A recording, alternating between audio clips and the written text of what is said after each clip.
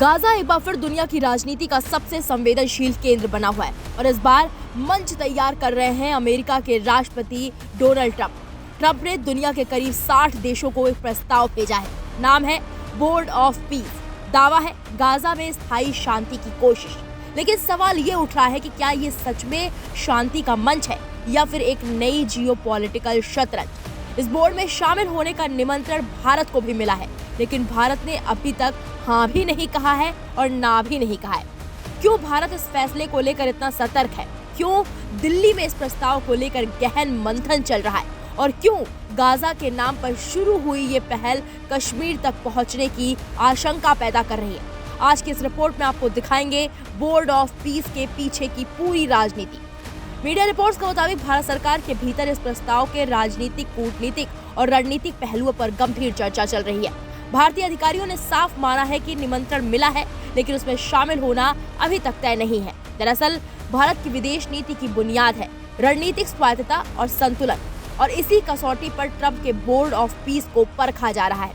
भारत का पारंपरिक और स्पष्ट रुख आज भी वही है, इजराइल फिलिस्तीन विवाद का स्थायी समाधान केवल 2 राष्ट्र सिद्धांत से ही संभव है।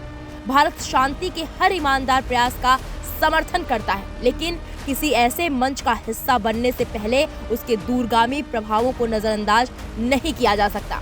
अब बात करते हैं कि भारत की सबसे बड़ी चिंता क्या है। तो मीडिया रिपोर्ट्स के सूत्रों के मुताबिक डर यह है कि आज जो बोर्ड गाजा तक सीमित बताया जा रहा है, कल उसका दायरा और संवेदनशील मुद्दों तक बढ़ सकता है। यहाँ तक कि कश्मीर जैसे भारत के आंतरिक मामलों को अंतर्राष्ट्रीय चर्चा का विषय बनाया जा सकता है, जो भारत के लिए पूरी तरह अस्वीकार्य है। इसी संदर्भ में याद किए जा रहे हैं डोनाल्ड ट्रंप के वो पुराने बयान, जब उन्होंने मई 2025 में भारत पाकिस्तान के सीमित सैन्य टकराव के बाद संघर्ष विराम का श्रेय खुद ले लिया था। भारत ने तब 2 टूक कहा था। संघर्ष विराम सीधे सैन्य अधिकारियों की बातचीत का नतीजा था, किसी तीसरे पक्ष की मध्यस्थता नहीं। दिलचस्प बात तो यह है कि भारत अकेला देश नहीं है जो सतर्क है। फ्रांस ने भी इस बोर्ड से दूरी बनाई है। फ्रांसीसी राष्ट्रपति कार्यालय से जुड़े सूत्रों का कहना है कि पेरिस को इस प्रस्ताव के कानूनी ढांचे और संयुक्त राष्ट्र प्रणाली पर असर को लेकर गंभीर शंकाएं हैं। फ्रांस मानता है कि इस बोर्ड का चार्टर केवल गाजा तक सीमित नहीं है और ये यूएन की मौजूदा बहुविपक्षीय व्यवस्था से टकरा सकता है। हालांकि यूरोपीय संघ, रूस, बेलारूस और थाईलैंड निमंत्रण मिलने की पुष्टि कर चुके हैं। वहीं कनाडा के प्रधानमंत्री मार्क कार्नी ने कहा है कि उन्होंने इस प्रस्ताव को सैद्धांतिक मंजूरी दे दी है। हालांकि अंतिम शर्तें अभी तय नहीं है। वैसे इस बोर्ड को हल्के में लेना भी मुश्किल है।